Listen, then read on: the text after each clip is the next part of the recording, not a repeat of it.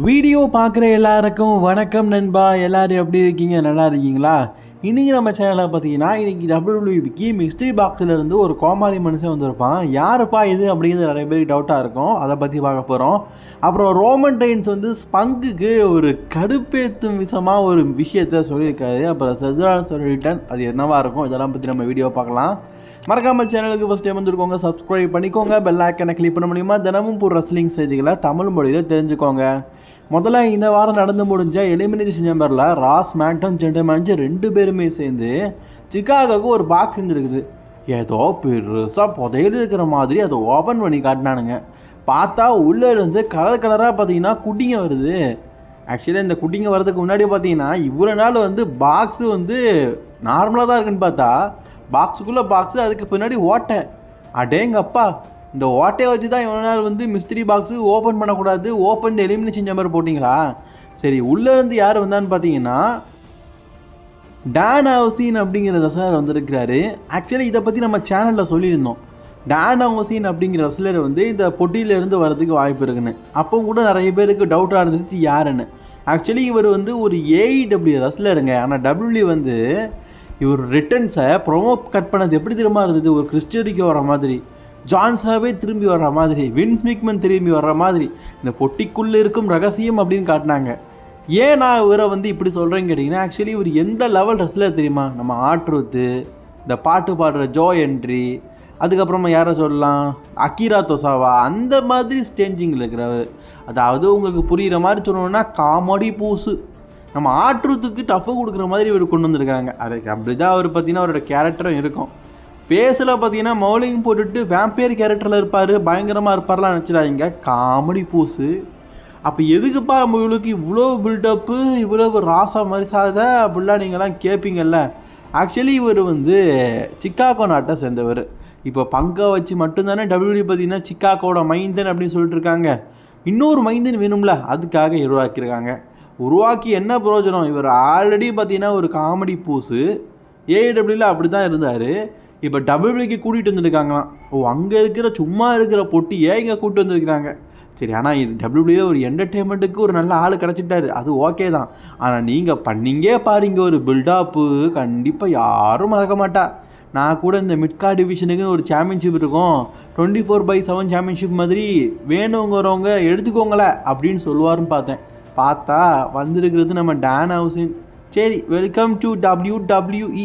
வேறு என்னத்த சொல்ல காய்ஸ், நம்ம வீட்டில் சொன்ன மாதிரியே ஒன்று நடந்துருச்சு. ஃப்ரைடே நைட் ஸ்மாக்டவுனில் மாஸ்க் போட்டு ஒருத்தர் வந்திருப்பார். அதெல்லாம் ஒரிஜினல் கிடையாது. டபிள்யூ பார்த்தீங்கன்னா கன்ஃபியூஸ் படுத்துறதுக்கு தான் இப்படி பண்ணியிருக்காங்க அப்படிங்கிற மாதிரி சொல்லியிருந்தோம். எலிமினேஷன் சேம்பர்லையும் அதே மாதிரி வந்தாங்க. முகமுடியை திறந்து பார்த்தா அங்கே இருக்குது வேறு ஆள்.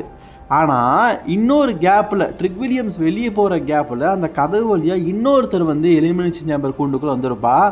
அது வேறு யாருமே கிடையாது, நம்ம செத் ராலன்ஸ். இதை பார்த்த உடனே பாலியம்மனுக்கு பார்த்தீங்கன்னா பாதி ஹார்ட் அட்டாக்கே வந்திருக்கும் போல இருக்குது. ஸோ செத் ராலன்ஸ் தான் பார்த்தீங்கன்னா இப்போ திரும்பி வந்துட்டார்.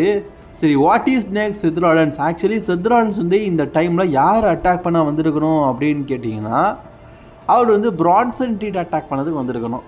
பிரான் பிரேக்கர் ராயல் ரம்புக்கு அப்புறமா வந்து இருந்திருந்தாருன்னா கண்டிப்பாக பிரான் பிரேக்கர் எலிமினேஷன் சேம்பரில் இருந்திருப்பார். அவர் அட்டாக் பண்ணி ரெஸ்ல்மேனியாவில் பிரான் பிரேக்கருக்கும் செத் ராலன்ஸுக்கும் மேட்ச் நடத்திருப்பாருங்க. சரி, பிரான் பிரேக்கர் தான் இல்லை, கூட அட்டாக் பண்ண பிரான்சன் ரீடாக இருந்தப்போ தான் அவருக்கும் இன்ஜுரி ஆயிடுச்சு. அதாவது எழுதப்பட்ட கதை வேறு, காட்டப்பட்ட திரை காட்சி வேறுன்னு சொல்லுவாங்கள்ல, அந்த மாதிரி ஆயிடுச்சுங்க. செத் ராலன்ஸ் தான் பார்த்தீங்கன்னா லீடிங்காக ரெஸ்ல்மேனியாவில் விஷன் டீமை எதிர்த்து மோத வேண்டியது. கடைசியில் விஷனை உருவாக்குற இவருக்கே ஸ்டோரி இல்லாமல் போயிடுச்சு. இந்த இடைப்பட்ட நேரத்தில் தற்காலிக முதலமைச்சர்னு சொல்லுவோம்ல, அப்படிப்பட்ட இடத்துல வந்து அவர் தான் லோகன் பால். அவரை விஷனில் சேர்த்து விட்டாங்கல்ல, அவரை கடைசியில் செத் ராலன்ஸ் கூட ஃபீல்டு புறமாக்கிட்டாங்க. இப்போ டபிள்யூ பார்த்தீங்கன்னா செத் ராலன்ஸுக்கும் லோகன் பாலுக்கும் ரெஸ்ல்மேனியாவில் மேட்ச் வைப்பார்களா அப்படின்னு கேட்டிங்கன்னா எனக்கு தெரிஞ்சு டவுட்டு தான். ஏன்னா இதை வந்து ஆல்ரெடி ஒரு ரெஸ்ல்மேனியாவில் பார்த்துட்டோம். இதை ரீமேட்ச் ரெஸ்ல்மேனியாவில் பார்க்குற அளவுக்கு ஒர்த்தானது இல்லை. அப்படி நடந்தால் அது நல்லாவே இருக்காது. ஃபேன்ஸ் யாரும் அதை கண்டுக்க மாட்டாங்க. எனக்கு தெரிஞ்சு அதுக்குள்ளே பிரான் பிரேக்கர் வரதுக்கு வாய்ப்பு இருக்குது. அன்னதர் ஆல்டர்னேட் பிளானிங் ஏதாவது பண்ணதுக்கு வாய்ப்பு இருக்குது. ஏப்பா லோகன் பால் நல்ல பிளேயர் தானே அப்படின்னு கேட்டிங்கன்னா, லோகன் பால் நல்ல பிளேயர் தான். ஆனால் செத் ராலன்ஸோட ஹைப்புக்கு அந்த டைமில் ஓகே. இப்போ அவர் இருக்கிற லெவலே வேறு. அவர் விஷன் டீமில் இருக்கிற ஒரு பெரிய ஆள் கூட மோதினா தான் அது நல்லா இருக்கும் அப்படிங்கிற நிலைமை இருக்குது. அப்படிங்கிற பட்சத்தில் செத் ராலின்ஸ் வந்து பார்த்தீங்கன்னா குண்டு கட்டியில் சுடப்பட்ட மாதிரி லோகன் பால் கூட ஒரு மேட்ச் விளையாடணும்னு வைங்களேன், அந்த அளவுக்கு நன்னா இருக்காது. அதனால தான் சொல்கிறேன், லோகன் பால் கூட மோதுறதுக்கு வாய்ப்புகள் ரொம்ப கம்மின்னு. ஆனால் இப்போ லோகன் பாலை தான் அட்டாக் பண்ணுற மாதிரி காட்டியிருக்கிறாங்க. ஸோ WWE என்ன அடுத்த ஸ்டோரி எப்படி கொண்டு போக போகிறாங்க அப்படிங்கிறத வெயிட் பண்ணி பார்த்து தான் தெரியும். அண்ட் அதே மாதிரி இந்த வாரம் நடக்க போகிற மண்டே நைட் ராக்கு கண்டிப்பாக செத் ராலின்ஸ் வருவார். அந்த அவருடைய முடிவை எப்படி சொல்கிறாரு அப்படிங்கிறத வெயிட் பண்ணி பார்க்கலாம்.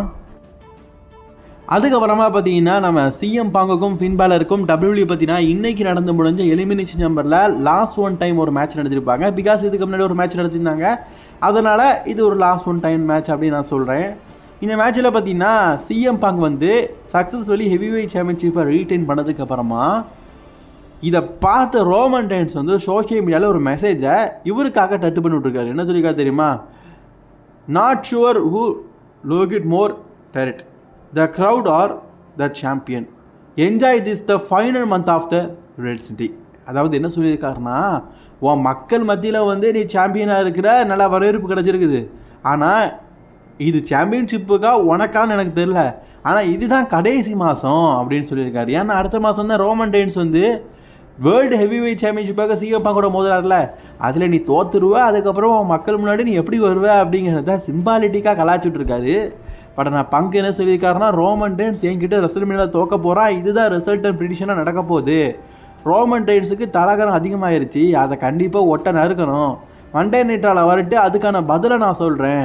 நான் ஒரு டிஃபெண்டிங் சாம்பியனாக, அதாவது அவர் வந்து நவம்பர் மாதம் சாம்பியனாக இருந்தாராம், இது வரைக்கும் பார்த்தீங்கன்னா லைவ் ஷோ அண்ட் மெயின் ஷோவை சேர்த்து 15 தடவை டைட்டில் டிஃபெண்ட் பண்ணிட்டாராம். உன்னோடைய ஒரு வருஷ டைட்டில் ரேஜினை விட என்னோட 2 மாதம் டைட்டில் ரேஜின் அதிகமாக இருக்குல்ல அப்படிங்கிறத சொல்லி கலாய்ச்சிருக்காருங்க.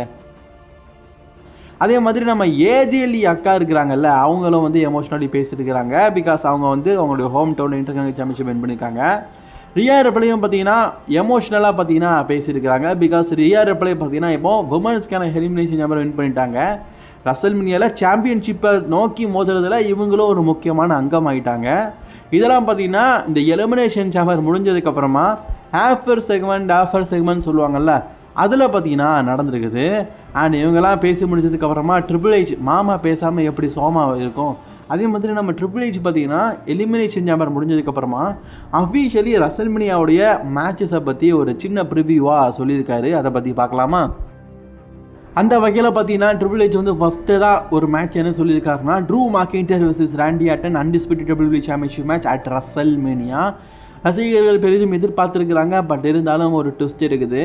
என்னென்னு கேட்டிங்கன்னா, ட்ரூ மாக்கின்டர் ராண்டி ஆர்டன் கூட ரசல்மேனியாவில் மோதுறதுக்கு முன்னாடி ட்ரூ மாக்கின்டர் இந்த வாரம் நடக்க போகிற ஃப்ரைடே நைட் ஸ்மாக்டவுனில் அமெரிக்கன் நைட்மேர் கோடி ரோட்ஸை எதிர்த்து சாம்பியன்ஷிப்புக்காக மோதுறாரு.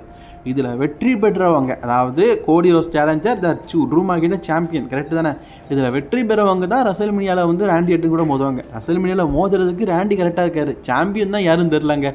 அதுக்கப்புறமா ஸ்டெஃபனி மார்க்கருக்கும் லிவ் மார்க்கருக்கும் அஃபிஷியலி பார்த்தீங்கன்னா உமன்ஸ் வேர்ல்டு சாம்பியன்ஷிப்பை அஃபிஷியலி கன்ஃபார்ம் பண்ணிட்டாங்க. ஸோ அப்போ இந்த பக்கம் இருக்கிற டைட்டில் வந்து காலியாக தானே இருக்கும். ஸோ அதனால் பார்த்தீங்கன்னா உமன்ஸ் சாம்பியன்ஷிப்புக்காக ஜியாட் கார்களுக்கும் ரியா ரெப்ளைக்கும் அஃபிஷியலி பார்த்தீங்கன்னா உமன்ஸ் சாம்பியன்ஷிப்புக்கான கார்டையும் போட்டுட்டாங்க. ஆனால் அஃபிஷியலி பார்த்தீங்கன்னா ரோமன் ரெயின்ஸுக்கும் சிஎம் பங்குக்கும் ஹெவிவெயிட் சாம்பியன்ஷிப் இதுக்கப்புறமா டைட்டில் மாறாது, இதெல்லாம் அஃபிஷியல் அப்படின்னு சொல்லிட்டு கன்ஃபார்ம் பண்ணியிருக்கிறாங்க.